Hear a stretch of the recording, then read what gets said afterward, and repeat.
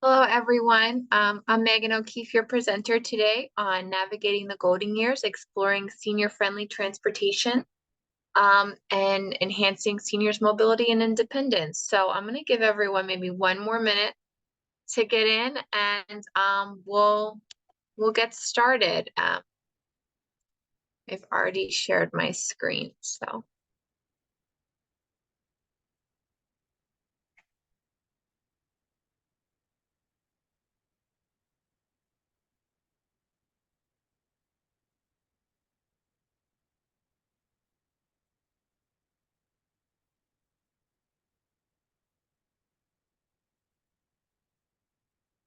Guys over here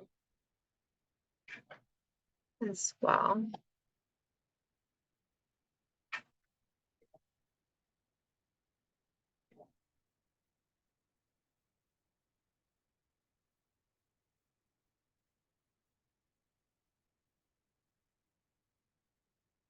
All right. Um, Thank you all for joining this session. So as I mentioned before, my name is Megan O'Keefe. I'm with Caregiver Volunteers of Central Jersey. So that's where we'll start our presentation. I want to tell you a little bit about our organization and our mission and how we've really focused on transportation. So we're an interfaith nonprofit dedicated to providing free supportive services to seniors, all in the aims of addressing isolation and helping them continue to age in their own homes. So our nonprofit has been powered by volunteers for the last 30 years in the Ocean County area, and we've recently branched out to the Monmouth County area in the past 6 years. So prior to last year, all of the work of our agency had been done by volunteers, and again, at no charge to any of our clients. So we provide around 30,000 hours of service annually to help people continue to live in their own homes. So what do our volunteers do? They did things like transportation, which we're going to talk more about today, grocery shopping, friendly visiting, pet therapy, and now we've also introduced some handyman services. But what we've found is that transportation is really their key to being able to maintain their lives independently at home. So, with the loss of that ability to drive, it did put them at higher risk for to become isolated and all the bad things that happen with that. So quicker cognitive decline, physical decline, and a higher risk of being institutionalized. So transportation has been kind of at the forefront and driving a lot of our programs because we would get thousands of calls a year from people who need help with transportation. And we realized that there was just a lack of options for someone who didn't drive or who had a limited ability or access to drive in their neighborhoods. So again, our agency is centered in the Ocean County and Monmouth County. So this is where we look to start addressing this issue because transportation is, again, was one of the biggest obstacles our clients face into being able to maintain their independence. So with that, we did work with the Monmouth County Successful Aging Transportation Committee. And what we did was we looked at, okay, if you're a senior, what are your resources available? So what does public transportation look like for you? Private transportation? What do any nonprofit or public or community groups offer? Well, what does that look like? And how could you put that together to get to where you need to go? So once you know the resources, the next step we wanted to do was evaluate, how accessible are they depending on where you live, your mobility, if you have any issues with cognitive decline, and then their availability. So how easy was it to get it in, and did that work with where and when you needed to go? And then the biggest thing is all of our seniors that we work with are living on a fixed income. Are they affordable? We know the cost of transportation, even if you own your own car with gas, it's not cheap. So, if you have all of these great options, are people actually able to afford them? And, what are the subsidized options? And I think that's for us where the most seniors were looking to utilize those services. So they would call, they didn't want to call their local taxi company for $25 a ride. They wanted to see where if they have to get around every day, what could they do? So in doing this work, we came to some conclusions, and then helped us launch a new program here at Caregivers called Healthy Hop Transportation. So the first thing we wanted to do was look at, okay, how many seniors do we have and what are their options? So we did a really cool thing in with our committee is we tallied all of the different options available, and that at most any given municipality, and we went down to a very localized level by municipality to see, okay, this municipality has 3 options. Is that enough? And what does that look like? So we see where the options are in the blue graph, but then going and looking at what does the senior population look like there? And we use 2020 census data to kind of look and evaluate, how many people living over 60 who, would be eligible for both those private options and those subsidized options. So this is just a snapshot of Monmouth County. And it helped us actually develop our programs because we knew where to launch, where we're going to start a new program, or where to focus on getting those resources. See, Middletown has been, one of our most staggering. If you're no longer driving in Middletown and you're a senior, you really, really, have a lack of options and access. Okay. So that brings us to our accessibility and ease of use, right? So first, we look at what the public transit looks like for mobility for seniors. And in Ocean and Monmouth County, the county services are really good, but they're fixed bus routes for the most part. They are very affordable options, but scheduling was really challenging for seniors. And then if the other public transit option for us was NJ Transit. So again, to navigate those complex routes or putting together, if you're going on an Ocean ride line to then get to use an NJ Transit line, if you're doing a mix of those to get where you need to go, it was really challenging for seniors, and particularly more challenging for those with mobility or had a cognitive issue. And increasingly, we see a lot of the transportation providers go to mobile options. So you book on an app, again, which if you were older, navigating those or putting together your trip could get really difficult. So where it's affordable, really accessible and easy to use for seniors, we found that wasn't really the case. The next was our other partners in nonprofit transportation. So most of these nonprofits, again, we found they provide those door-to-door service and assistance, but again, very limited availability. And there were definitely more limits on accessing it, again, just because with a small amount of resources, they really had to limit how many people they could offer to actually provide service. And then we found with private companies, that was the most direct and flexible service, but again, costly. And then sometimes with the lengthy booking process, again, for seniors, if you're looking this for your day-to-day, getting to the doctor, to the grocery store, putting these together, becomes increasingly challenging. So, what do we want to do about it? I did want to note before I moved on that there are special resources too that some seniors didn't know about that could help. So American Cancer Society Road to Recovery, VA, Medicaid, sometimes Medicare Part B. So if you have Braven or Humana, offer also transportations, but a lot of people didn't know about these things. And there are also other conditions had to be met to be able to enroll in the services. But again, people just didn't know.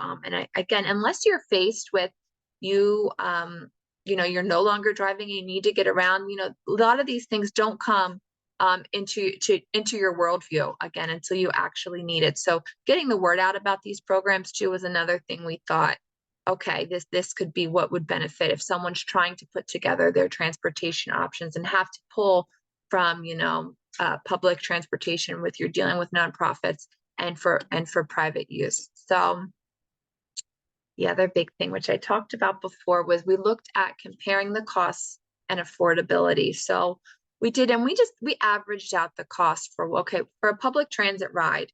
You were paying $150 to $450 per ride. For nonprofits, you're getting it for free or about $2 a mile. And those private companies, which offer probably the most convenient option, you were doing up to $50 per ride, which even if you owned your own car, and we took some driving cost studies over, well, average cost of owning a car in New Jersey, you would blow through that budget pretty quickly if you had to book, multiple trips a week.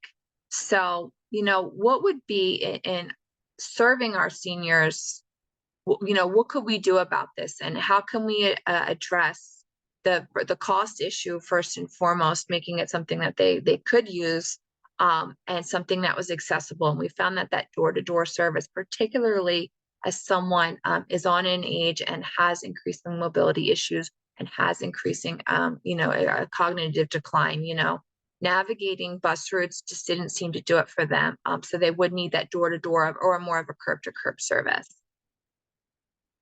So here at Caregivers, we were actually really, really fortunate to work with a bunch of people that wanted to address this issue. And we came up with the idea of Healthy Hop Transportation, which we wanted to combine that nonprofit piece with that private service that we just talked about and looked at. So we were really, really fortunate to get a mix of support from our local area offices on aging, some private, so AARP kind of kicked in some funds for this, and some other public funds to launch this program. So it's a free on-demand transportation service where we're utilizing Lyft and Uber Health to be able to book rides completely free. So all a senior would have to do was sign up with us. And then the average wait time for an Uber in Monmouth County right now is about 5 minutes. And I want to say Ocean County, it's about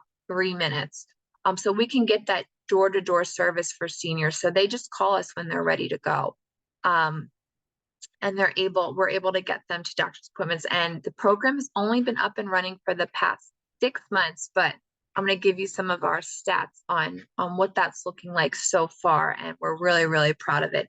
And the feedback we have from seniors is that ease and convenience of use. So they don't have to navigate different bus routes. They can just call when they're ready and we'll get them where they need to go. And again, it's completely free to them, which is really nice. It's fully subsidized by, again, all of these wonderful partners who've chosen to really try to tackle and address this problem with transportation. So it's a great program. So the next thing I want to do is kind of give you a look at how does it work. So I just pulled this. This is so we do, I'm going to go through, we do have some eligibility and limits. Obviously, majority of our funding comes from our local area offices on aging. So we limit it to our current service areas. So they have to be 60 years or older. They live in Ocean County or Monmouth County.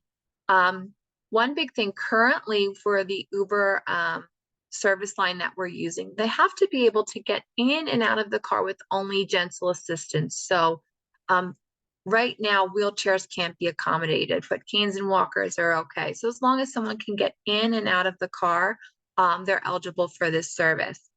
We do request that they register before they request a ride. And what we do is we set that up is they don't get the number to call for the ride until we have their registration information. So that's a good way that we can mitigate people just kind of calling us up to request a free ride without being able to do the proper checks and get the information we need to report. We do limit the service. So people are, so any senior who's signed up is only eligible for 1 round trip per week. So we don't want this program to replace their current support system, because when providing service, we want to be mindful that we do want them to retain their existing support networks.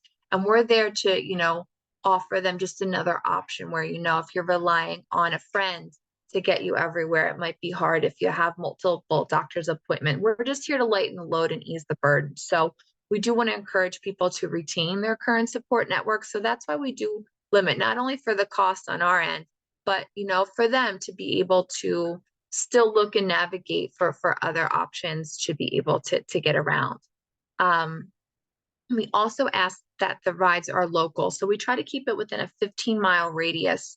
Again, and that's for us, and that's how we did our costing. So again, they're not paying anything. We are footing the whole Uber or Lyft bill. So, in our costing projections, whether that 15-mile radius kind of fit within our funding parameters. But when we say too, the other thing is we do medical appointments only, but that doesn't limit it just to a doctor's appointment. So if someone's going to lab work, physical therapy, we will do chemo and dialysis appointments. The only requirement we have is something that does not require anesthesia. And again, that's for the safety of both for the rider, that they should have someone, maybe a trusted friend, taking them to that type of appointment over, going alone in the Uber. And then you can see our process is really quick and easy to get rides. Once they're registered, they get a postcard. They call when they're ready, and we do encourage them to be ready to go when they leave, because that wait time is very quick, and we don't want to get charged those cancellation fees from Uber if a rider is not ready. And again, it's the benefit is one trip per week, and we do request that return trips are called into the office before certain times. So I'm going to go through on what that Uber dashboard looks like and what are the different things that they can use to accommodate these appointments. But we find that, especially in launching our programs, if seniors weren't tech savvy or really comfortable using their smartphone, that we would prefer to dispatch the ride. So there is options where you can book what they call a flex ride, and people could dispatch their own ride when they're ready to go, and that's set up in Uber with as they're registered as a client. It would pick them up from their home address, and we would put in their medical appointment, but they could say when they want to go to and from. We haven't really heavily utilized that quite yet, in that, most seniors weren't really comfortable using that feature. Although I think we are dipping our toes in the water with some more of our tech savvy clients to be able, so they can book their return, if they have a return trip after the close of our office time, that they're able to get home. So again, we strongly encourage and caution them if their return trips have to be called in, so we can make sure we can get them home. So for our end, we were only able to launch this type of program just because of what the back end looks like on Uber. So this program is 6 months running. I believe we were able to get the program up and running in about a month. And that was even navigating our staffing and saying, okay, how many people do we need for this, and what does it get? And we're only able to do that is because the platforms offered by Uber and Lyft, we heavily utilize Uber, are pretty seamless and make it really, really easy to work in dispatch. So we can get real-time updates in the progress of our rides. You can see yesterday we had over 55 rides going out of our office, which is completely amazing. But we can see it in real time. We can communicate with drivers if there's a special need or request from the rider. There's something to look out for to ensure that they're picked up. So, look for someone in a green sweater. So, and we can offer that reassurance to the client that they're going to get where they need to go, and really ease some of the any fears seniors had in using something like Uber. I know that there was a little bit of stigma that they're a little hesitant to, jump into something where they weren't sure or using this type of technology. But again, those fears, once they use it, especially where we have that real-time communication with the driver, it just has not been an issue, and we've done many, many transports. So really, between setting up the Uber account and getting launched, we utilized our current network of providers and services to get the word out. We were able to launch pretty quickly, which was really cool. And actually, we've been able to really keep our ride costs down, even close to what our volunteer program would do. And just on a scale, so a volunteer program, to be able to do 55 rides in a day, it just, we would never be able to build the volunteer base big enough to be able to accommodate that level and size of requests. So typically for every request, you'd want to have 4 volunteers. That's kind of the metric that we use to look at what the capacity of a volunteer program would like. Where this, we have not seen the demand, a limit for the capacity with demand here for Uber, because just they have such a greater scale and network than we would ever be able to do with our volunteers. So it's a nice partner to that volunteer program. And again, the ease of use for the platform, I found, that was very simple to navigate, very straightforward, and wasn't really over cumbersome, where we can see, entering someone in to getting them picked up. It uses Google Maps, so finding the addresses where you need to go has been really a game changer for us. So I said, as I promised, here's some stats. So Healthy Hub has been up and running in Ocean and Monmouth County since July 1 of last year. And Ocean County launched a little later in about September of last year. And we've already been able to do over 4,500 rides. And that's as of yesterday completed, which again, scaling the program, it's been, for the volunteer program, we would do around 3,000 rides in a year. And we see those requests going up every day and each month. And I think 55 requests was an all-time high yesterday, which we're really, really proud of. Currently, we've had over 2,100 seniors registered.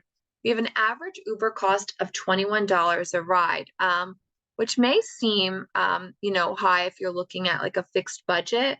However, when we looked and we reran some numbers with our volunteer program, it almost comes out about even, because what happens is with the volunteer program, we do have a lot of opportunity costs in that we, managing a cancellation. So if someone cancels last minute, we've already spent the staff time and the recruiting time to get that volunteer where that's lost. Whereas Uber, we can really quickly cancel a ride of someone at no cost to us, which is good. And then for the full-time equivalents, we're looking at staffing to do that.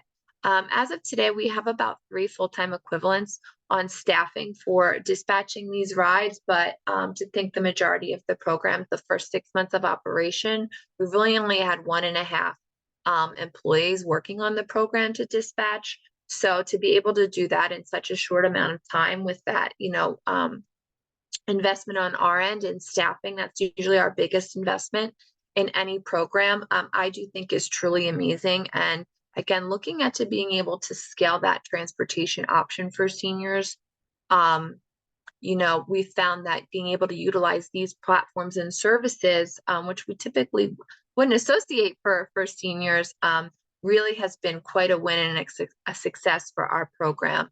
And we're looking to really increase and grow the offering of this program in Ocean County. Monmouth County got a bit of a head start as we have a little bit more lead funding there. But as we've talked to private funders and looked and worked with our county partners, this program really does seem to be filling a need for seniors that we really haven't been able to do on this scale before. And also providing a service that really, addresses a lot of their needs and offers more of a convenient way to get around that on-demand piece. I know for a lot of our clients has really been a game changer. So their friend was going to take them, it was the last minute cancellation. We're really able to accommodate it and have just a little bit more flexibility than we've been able to do, that we weren't really able to provide, with the volunteers, which again has been really cool. So that's my spiel on our Healthy Hub program, and as we look to help seniors continue to navigate and access transportation. So I want to thank you all so much for your time and attention, and open it up for questions. I also provided my contact information if you want to reach out offline and talk about, how we set up our service. I'd be more than happy to do so. So if you have any questions, throw them in the chat or unmute and just ask.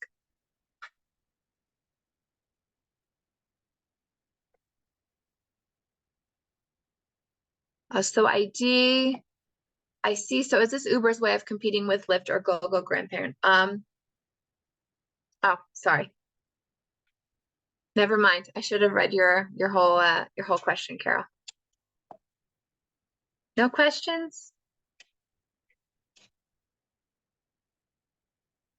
And I should mention, I am the outgoing executive director here at Caregiver Volunteers. So our new executive director is super also jazzed about the program and ready to go. Bob is also on here, so If you want to throw your email in the chat too, you can reach out to him. I'm going to offer you up.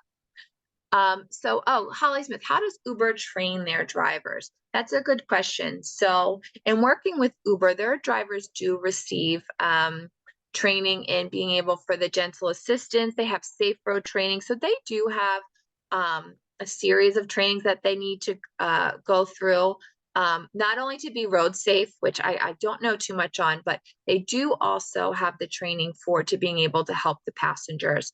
And it's really cool. Uber's actually coming out with 2 new service lines. Hopefully, they'll be available in our area soon. It's called Uber Special Assist, where the drivers do receive a more highly trained on being able to help people in and out of the cars and vehicles. And that is catered towards someone who has a mobility issue. Additionally, they're working on Uber Wave, which is wheelchair accessible transportation. Now, I haven't seen too much more out about that. It is definitely not available in Ocean and Monmouth counties now. I believe it's piloted right now in New York, North Jersey's, and more heavily densely populated metropolitan areas. But, that's something that I would love to see come down here because, again, where we can accommodate canes and walkers, that wheelchair accessibility or ADA modifications is such an issue. I know in Ocean and Monmouth counties, there's just not enough providers. I'm sorry, Noelle, you had your hand up. Go ahead. Yes, thank you. My question is, are there any insurance or liability costs associated with your group, or is it all handled by Uber? Well, so we do carry a lot of insurance. Most of it's geared toward the volunteers. So how for New Jersey, how it works is for our volunteers, we carry a secondary auto liability policy. It wouldn't apply here because again, they're paid drivers. The insurance does go through Uber.